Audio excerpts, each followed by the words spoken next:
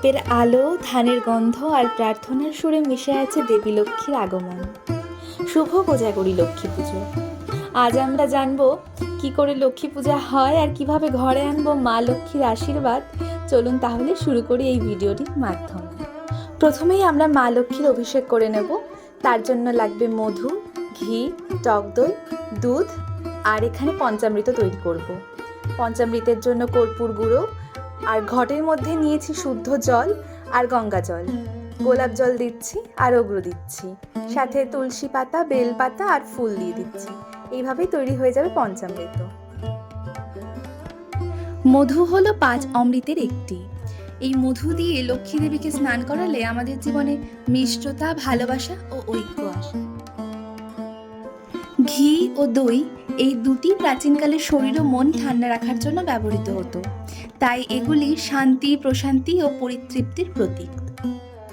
দুধকে হিন্দু ধর্মে অমৃত সম বলা হয়, অর্থাৎ দেবতাদের পানীয়। এটি সর্বাধিক বিশুদ্ধ তরল পদার্থ হিসেবে ধরা হয়। দুধ দিয়ে মা লক্ষ্মীকে স্নান করানো মানে মা আমাদের ঘর ও মন যেন অমলিন ও পবিত্র করে থাকে। দুধের পরে পঞ্চামৃত যে বানিয়েছিলাম সেটা দিয়ে স্নান করিয়ে নিয়েছি মাকে। স্নান সেরে মাকে ভালোভাবে মুছিয়ে এখন মাকে নিজের মতো করে শৃঙ্গার করে নিচ্ছি।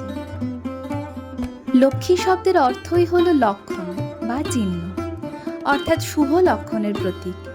হিন্দু শাস্ত্রে বলা হয়, যেখানে পরিশ্রম, সততা আর শুদ্ধ মন, সেখানেই বাস করেন মা লক্ষ্মী। পুরাণ অনুযায়ী সমুদ্র মন্থনের সময় মা লক্ষ্মী অমৃতের সঙ্গে উদ্ভূত হন। তিনি হাতে পদ্মফুল ও সোনার কলস ধারণ করে স্বর্গ ও মর্ত্যলোকে আলোকিত করেন। সেই দিন থেকেই শুরু হয় তার আরাধনা। আমরা যেহেতু আমাদের বাড়ির লক্ষ্মী পুজোটি ব্রাহ্মণ দিয়ে করাই, তার জন্য দশকর্মা ভাণ্ডারে গিয়ে সরঞ্জাম চাইলে তারা সমস্ত কিছুই গুছিয়ে দেয়। সেই অনুযায়ী সবকিছু এখানে থালার উপর রাখা রয়েছে। চলুন তাহলে এবার মা লক্ষ্মীর ঘট স্থাপনটা দেখে নিই। প্রথমেই একটি পাত্রের ওপর বা ছোট বাটির ওপর 5টা সিঁদুরের ফোঁটা, কিছুটা দূর্বা আর কিছুটা ধান দিয়ে রেখে দিচ্ছি যেখানে ঘরটা বসাবো। ঘটের ওপরে স্বস্তিক চিহ্ন এঁকে নিচ্ছি। আপনারা চাইলে 5টা সিঁদুরের ফোঁটাও দিতে পারেন, তবে স্বস্তিক চিহ্ন দেওয়া খুব ভালো। এবারে আমের পল্লবের ওপর 5টা সিঁদুরের ফোঁটা দিয়ে দিচ্ছি। তারপরে পান পাতার ওপরও 5টা সিঁদুরের ফোঁটা। ওই সব কিছুতেই 5টা করে সিঁদুরের ফোঁটা দিতে হবে।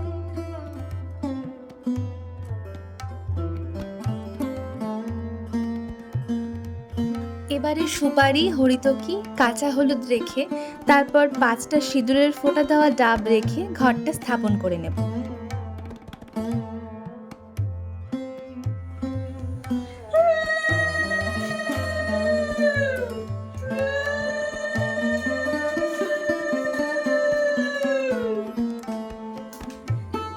একটা কলার থোকার ওপর 5টা সিঁদুরের ফোঁটা দিয়ে ডাবটার ওপর রেখে দেব, আর তার উপর ছোট একটা গামছা।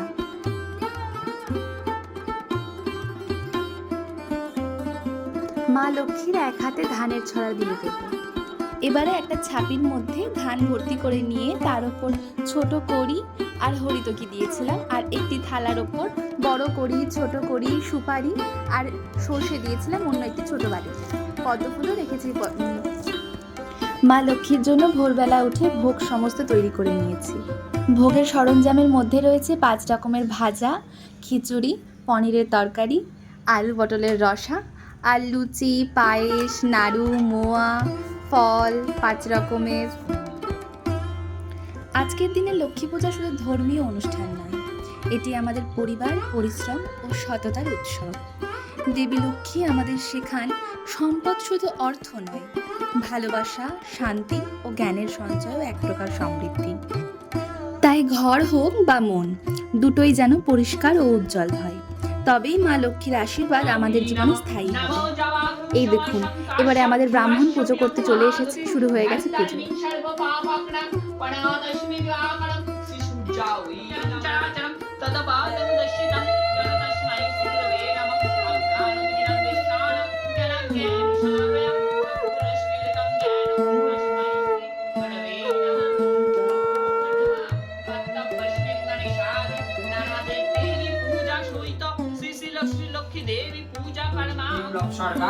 সর্ব সৌভাগ্য বন্দনা কামানাত্মায় শ্রী শ্রী কোজা গৌরী লক্ষ্মী দেবী প্রীতিকাম গণেশায় নমঃ পঞ্চবৈষ্ণব শিবায়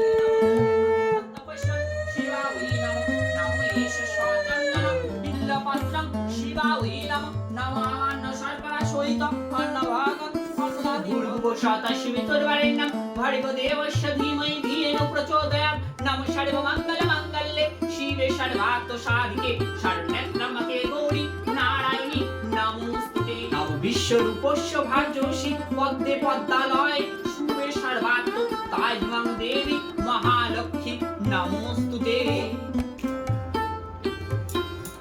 ইহা গচ্ছ ইহা তিষ্ঠ ইহা তিষ্ঠ ইহা ত্রষ্টং কুরু মম পূজা গৃহায় লক্ষ্মী নমোস্তুতে। নমঃ সর্বমঙ্গলমাঙ্গল্যে শিবে সর্বার্থসাধিকে শরণ্যত্রম্বকে গৌরী নারায়ণী নমোস্তুতে। সদা বসন্তে শুভায় দেবী এই পূর্ণিমার আলোয় আমরা প্রার্থনা করি মা লক্ষ্মী যেন সবার জীবনে আনেন সুখ, শান্তি আর সমৃদ্ধি।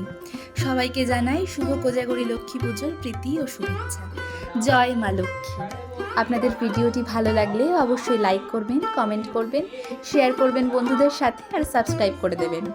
আর শুধু সাবস্ক্রাইব করলেই হবে না, বেল আইকনটি ক্লিক করে রাখবেন।